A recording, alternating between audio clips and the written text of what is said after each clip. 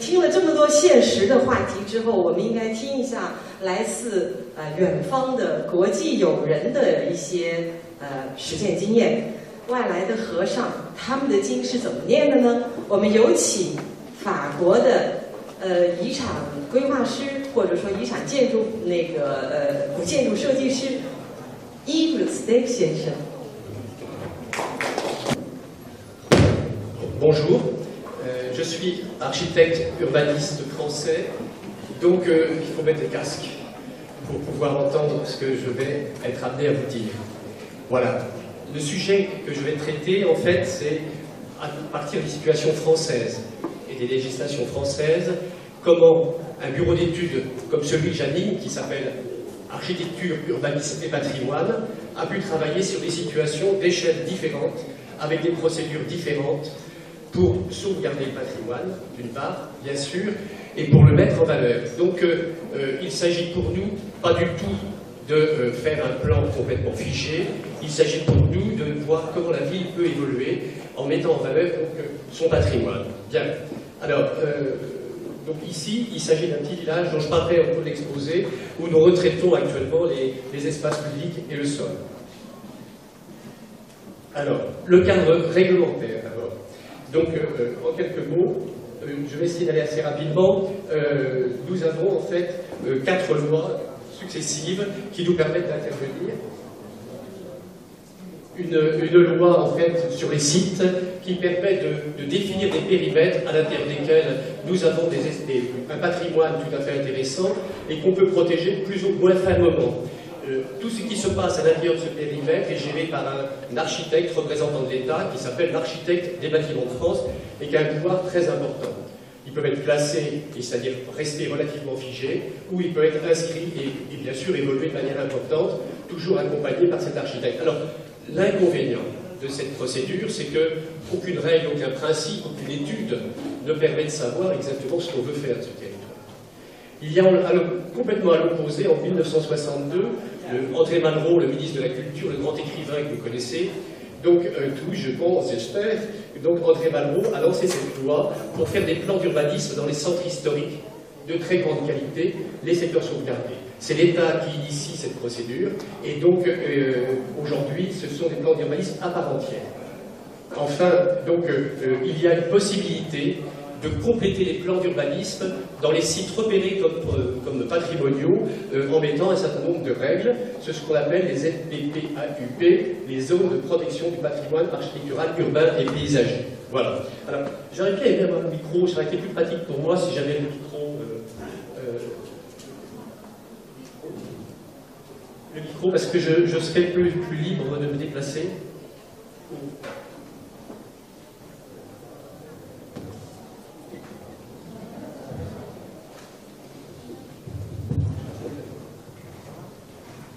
Je serai plus proche de vous et puis je pourrai davantage dire ce qu'il y a sur l'écran. Enfin, la loi d'urbanisme, la loi SRU, qui prévoit tous les plans d'urbanisme de toutes les communes de France, donc doit dorénavant intégrer le patrimoine. C'est une des composantes importantes en fait de cette loi. Donc, oui, avant de rentrer dans mes trois exemples, je vais évoquer quelques idées en fait sur la décentralisation. L'État était le responsable essentiel du patrimoine en France. C'est lui qui était chargé de le protéger et de le mettre en valeur. Bien. Et peu à peu, ce qu'on observe, c'est qu'on va vers une décentralisation vers les régions. C'est-à-dire que ce sont les élus locaux qui, peu à peu, proches des électeurs, donc qui sont obligés de prendre en compte ce patrimoine pour le mettre en valeur. Et donc, aussi bien au niveau de l'application, c'est plus l'architecte des bâtiments de France, mais ça devient de plus en plus des techniciens de ville qui gèrent ces ensembles-là. Deuxième élément important, une extension de la notion de patrimoine. Donc, autrefois, le patrimoine au XIXe siècle ne concernait que quelques monuments épars, quelques monuments isolés. Aujourd'hui, on constate que tout devient patrimoine, tout. On a envie de tout protéger. Pourquoi? C'est que, d'une part, les habitants sont inquiets des densifications urbaines, c'est-à-dire la démolition pour construire autre chose, plus dense, qui mettrait en cause leurs conditions de vie. Et puis les sociologues et les historiens, en fait, montrent tout l'intérêt que représentent tous les villages. Bien sûr, le village où nous sommes est extrêmement intéressant sur le plan historique. Et à partir du moment où il devient très intéressant, on a envie, bien sûr, de le protéger. Voilà. Autre élément important, que veut dire maintenant protéger le patrimoine? Le patrimoine est quelque chose de vivant qui a continué à évoluer, qui évoluera grâce à notre travail et au travail des générations futures. Ce qu'on observe, c'est le figé dans son état actuel paraît pas être la bonne solution. Et puis, qu'est-ce que ça veut dire? Est-ce qu'il faut protéger le mode d'occupation d'origine et s'interdire toute reconversion, alors qu'on a vu on vient de le voir à l'instant, que la reconversion est souvent la solution pour préserver et utiliser ce patrimoine? Est-ce qu'il faut se contenter, comme ça vient d'être montré, de protéger que l'enveloppe extérieure des constructions et réorganiser complètement l'intérieur, c'est-à-dire que le patrimoine n'est plus qu'un décor? Et ça paraît extrêmement négatif. Est-ce qu'il faut protéger aussi l'organisation intérieure des constructions? Nous avons visité au cours de ces quelques journées, là, de cette semaine, des villages, en fait, chinois, et on a constaté à quel point le mode de vie de ces Chinois, en fait, de ces agriculteurs, avec leurs lits qui sont chauffés, le positionnement de la cuisine, l'organisation intérieure est passionnante et intéressante. Si on enlève tout ça, c'est tout ce patrimoine qui disparaît. Donc il convient d'être extrêmement vigilant, et avec quel outil réglementaire peut-on protéger ce patrimoine? En France, seuls les secteurs sauvegardés d'André Malraux permettent de protéger les intérieurs. Je pense que dans le monde entier, ça doit être le seul plan d'urbanisme qui permette de le faire. Voilà. Est-ce qu'il faut surveiller l'environnement? Parce que le patrimoine ne vaut que par la qualité de ce qu'il y a autour. Si vous mettez des grandes tours autour d'une petite maison, elle sera parfaitement ridicule et elle perdra en fait toute son explication, en fait toute sa raison d'être. Voilà.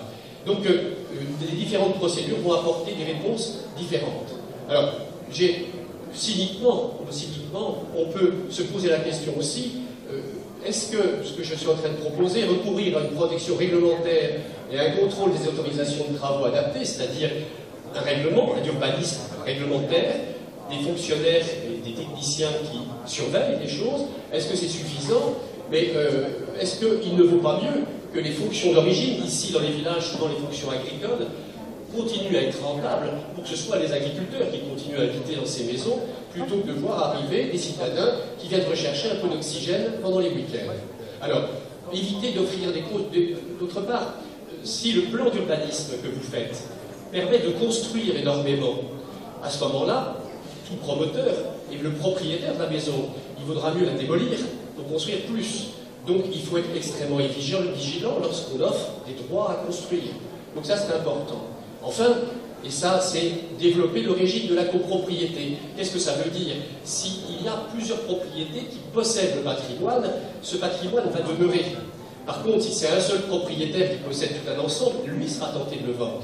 Donc si vous voulez protéger, et nous on le voit sur le plan d'urbanisme, dans les villes en particulier, les immeubles qui sont en copropriété ne sont jamais menacés. Voilà. Donc c'est des remarques un peu préalables. Maintenant, étude de cas. Ici, il s'agit de protéger un simple village. Mes trois cas sont sur l'estuaire de la Loire. La Loire est protégée au titre du patrimoine de l'UNESCO, et donc les trois exemples sont pris sur ce site-là. Le contexte, je vais montrer le plan. Nous sommes en fait tout un ensemble d'îles à la hauteur de la ville de Nantes, qui se développe sur la rive en fait nord du fleuve, et donc ces îles ont permis de traverser, et historiquement on est au 19e siècle sur ce plan, de traverser donc la Loire. C'est le dernier passage avant l'estuaire et avant donc l'océan Atlantique. Alors juste en bas ici, vous avez cette petite île, qui est une île où habitaient des pêcheurs. Donc des pêcheurs de Loire, et puis des marins, ces marins qui embarquaient sur les bateaux pour faire ce qu'on appelle le trafic triangulaire. On allait en Afrique, il y avait les Noirs qui partaient aux Antilles, on ramenait du sucre, et aux Noirs on vendait des tissus. C'était un cynisme effrayant, mais c'est la fortune d'une ville comme Nantes. Voilà. Donc les marins habitaient en fait dans ce petit village. Qu'est-ce qui arrive aujourd'hui? Ce qu'on observe aujourd'hui, aujourd'hui, à l'intérieur de ce village, habitent toujours encore quelques rares pêcheurs, des retraités, mais habitent des ouvriers qui sont venus parce qu'à un moment donné, c'était pas cher d'habiter là. Bon. Maintenant, il y a donc des employés, on remplacé les ouvriers, puisqu'on a de moins en moins d'ouvriers en France, donc c'est des employés, et puis c'est devenu un lieu à la mode. C'est-à-dire cette idée de cette petite île, en fait, j'ai déjà pu vous dire, chapitre 1, ça a disparu. Voilà, merci. Ah, j'ai bien appuyé derrière, Bon, donc dans cette petite île, c'est un endroit qui est bien vu, il y a un petit bateau qui permet de rejoindre le centre, donc à Vitéa, les intellectuels viennent ici, ce qu'on appelle les bobos en France, c'est les cadres supérieurs qui vivent avec l'informatique, les écrans, et qui... Faut mettre un bien. D'accord. Excusez-moi, madame. Donc les intellectuels vont habiter ici, ils sont avec leur vélo, et ils se font un mode de vie en réutilisant ce patrimoine qui était destiné à des pêcheurs, je le rappelle. Mais ils ont tous un point commun, ces gens-là, c'est qu'ils sont dans leur île, ils aiment leur île, et donc à ce moment-là, ils pensent qu'ils veulent protéger leur cadre de vie. Alors ils se tournent vers la commune, et la commune leur dit, écoutez, nous, il n'y a pas de monument historique ici, comme on évoquait ce matin avec François Janot, il n'y a pas de monument historique, mais ils disent au fond, on veut être protégé, on a le plan local d'urbanisme, et la loi permet d'affiner l'outil réglementaire pour protéger. Alors, comment est-ce qu'on a fait? Première chose, on crée toujours, on travaille avec les habitants, c'est-à-dire qu'on crée des ateliers d'urbanisme qui nous permettent en fait d'entendre leurs attentes, ce qu'ils comprennent de leur patrimoine, comment ils veulent le voir évoluer, et c'est un dialogue, c'est-à-dire que les solutions qu'on peut leur proposer sont discutées, en fait, mesurées avec eux. Voilà, donc ça c'est tout l'accompagnement de la procédure, et nous on fait des recherches historiques sur les plans anciens, on essaie de voir comment se sont constitués les différents, en fait, historiquement les différents bâtiments. Ici vous avez les images, en fait, en partie basse, des petites maisons traditionnelles, et puis il y a les maisons de capitaines de bateaux qui sont plus grandes ici, et puis des maisons plus récentes, donc on fait des approches typologiques. La carte que vous voyez montre en rouge orangé, en fait, les constructions les plus anciennes, et on voit toute la qualité de ce parcellaire qui fonctionne avec des petites ruelles, et des jardins. Donc l'objectif, bien sûr, c'est de garder tous ces types d'organisation.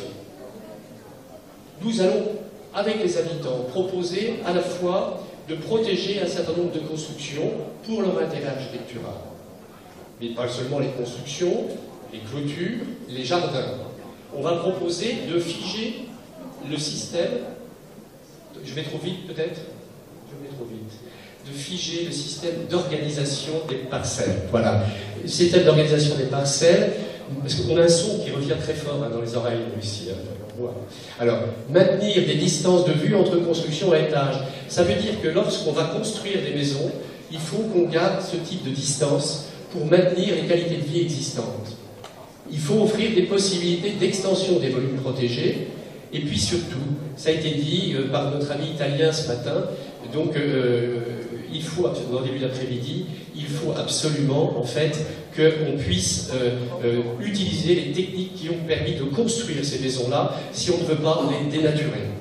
Donc, dans les prescriptions architecturales, nous intervenons sur ces ensembles-là. Nous avons proposé, donc, ce plan réglementaire où on voit indiquer les immeubles protégés, les jardins protégés, et ce plan s'intègre dans le plan d'urbanisme de la ville. Voilà. Donc ici, c'est les extensions, on voit le petit croquis à droite, présente les possibilités d'extension sur les maisons existantes qui sont à étage. Ici, les maisons à étage. Bien. Dernier élément sur ce village, il y a un désir en fait de polychromie de la part des habitants, et les élus nous avaient demandé, avec les habitants, de voir quel type de couleur on peut trouver, donc pour arriver à une certaine qualité et une harmonie en fait dans l'ensemble. Donc voilà le travail spontané des habitants de cette île protégée. C'est le premier exemple. Vous avez compris que c'est dans le cadre de l'urbanisme normal qu'on met en place des règles qui répondent aux demandes des habitants et qui permettent en fait que ces habitants se respectent les uns les autres. C'est ça qui est important. Il faut que c'est civique, c'est de la démocratie, c'est-à-dire quels sont mes droits et quels sont mes devoirs. Que peut me faire le voisin? Qu'est-ce que je peux faire pour qu'on arrive à une sorte d'harmonie, de bien-être et de paix sociale? Ça, c'est important. Alors maintenant, le deuxième exemple, nous sommes sur Guérande. Donc c'est une grande commune, une très grande commune dont vous voyez le périmètre ici, qui est située juste à la sortie de l'estuaire de la Loire, derrière une station balnéaire qui s'appelle La Baule. On a en bleu les marais salants, c'est-à-dire qu'on fabrique du sel, on exportait vers les pays scandinaves, et ça marche toujours, hein, c'est toujours exploité. Nous avons des coteaux, et puis une ville intramuros ici, avec ses remparts, et autour de ces remparts, des faubourgs, et puis toute une série de villages. Et c'est un patrimoine breton, de Bretagne, qui se réfère à l'histoire régionale, et qu'il convient absolument de protéger, et ça c'est une demande générale. Voilà. Donc, nous mettons en place un secteur sauvegardé sur la ville close, pour protéger les intérieurs de logement, et une ZPPAUP, une zone de protection du patrimoine architectural, urbain et paysager, sur le reste du territoire communal. Donc voilà une carte un peu ancienne qui permet de comprendre en fait la géographie de ce site, avec tous ces coteaux qui dominent en fait tout le paysage très plat de ces marais.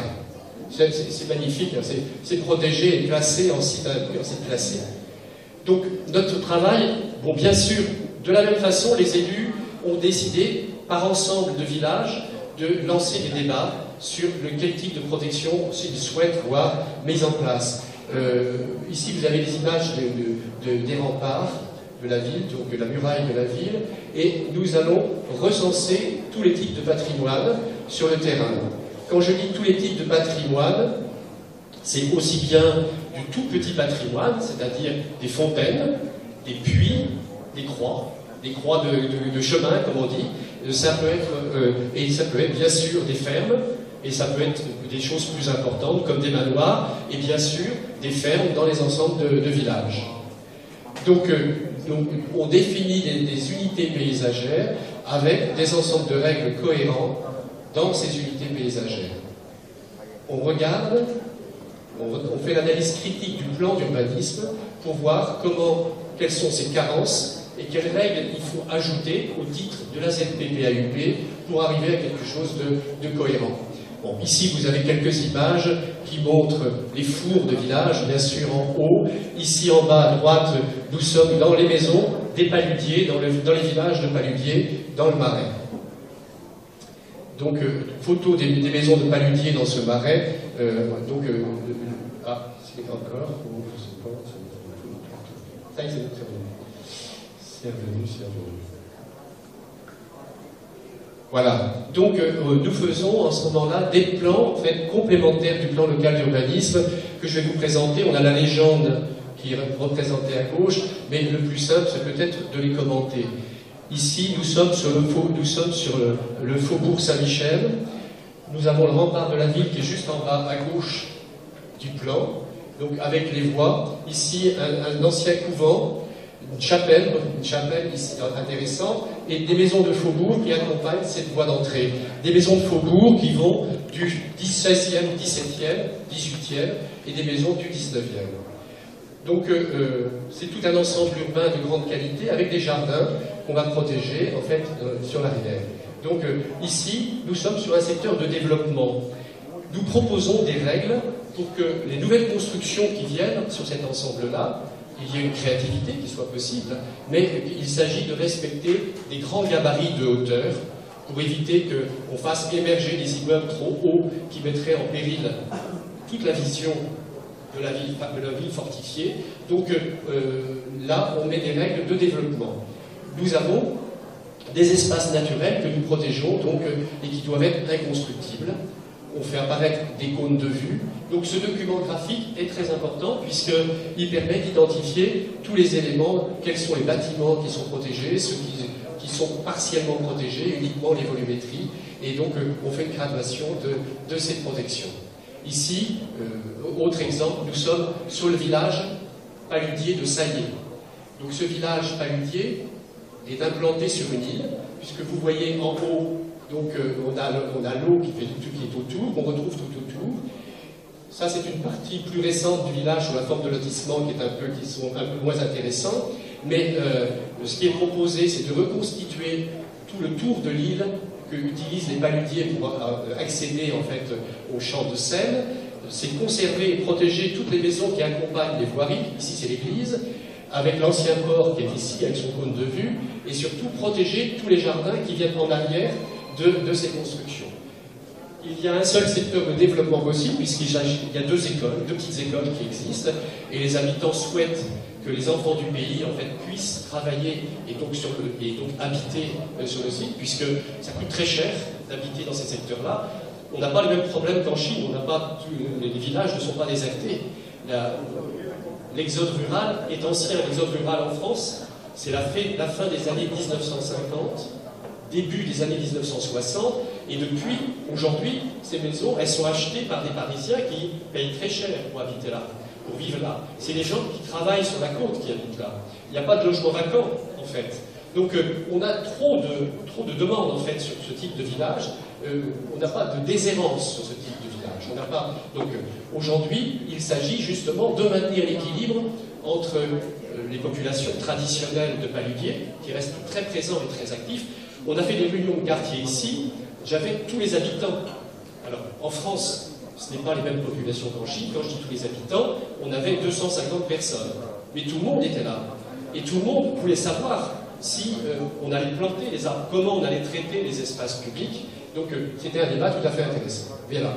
Alors, l'analyse critique qu'on peut faire de cette procédure-là, c'est que les règles de la ZPPLP ne sont pas faciles à articuler avec celles du plan local d'urbanisme. Alors, c'est pour ça que je préfère de beaucoup, moi, les secteurs sauvegardés. Alors, je ne sais pas si c'est un outil qui peut être utilisé par la Chine et les Chinois et faire des villages protégés, mais l'intérêt de cela, c'est que ce sont des documents qui ont une très grande clarté. Donc, nous sommes ici à Saumur, donc patrimoine mondial de l'UNESCO, donc des lignes de pont, des ponts et une confluence qui permettent de franchir en fait le fleuve.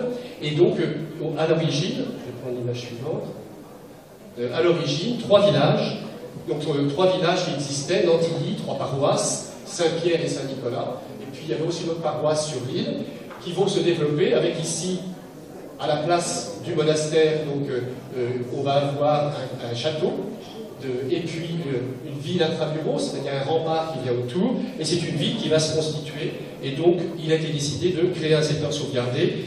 La ville s'est énormément enrichie au XVIIIe siècle, avec la création de ce grand axe de traversée de la Loire. On a les cadres de cavalerie, on a des régiments de cavalerie très connus, le cadre noir, on appelle ça le cadre noir, qui est très connu pour ceux qui font des chevaux, qui font du cheval, qui est implanté ici.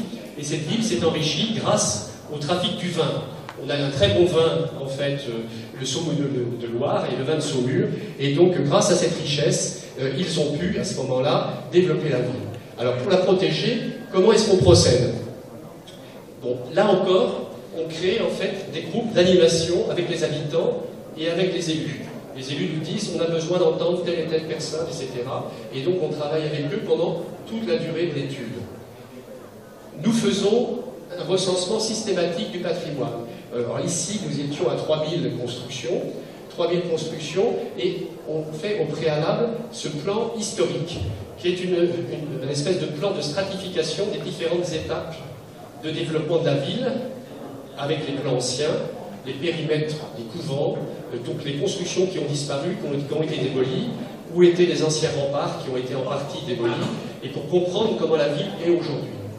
Et avec ce document-là, nous allons sur le terrain, et nous faisons pour toutes les constructions des fiches immeubles, où nous analysons non seulement toute la description du volume, du mode d'organisation, le type de plan intérieur, mais aussi les matériaux utilisés, dans quel état il est, à quelle typologie architecturale il appartient, qui habite,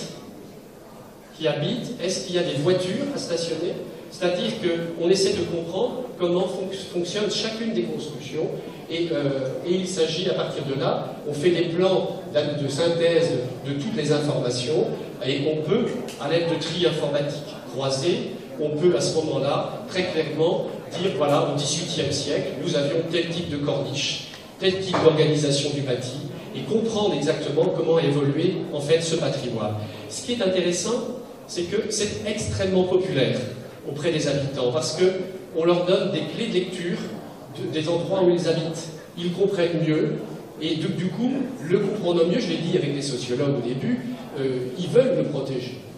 Donc notre rôle, ce sera d'éviter de trop protéger, parce que, donc, alors, on a fait bien sûr tous ces dessins de typologie architecturale, donc tout ça, là, c'est présenté de manière schématique.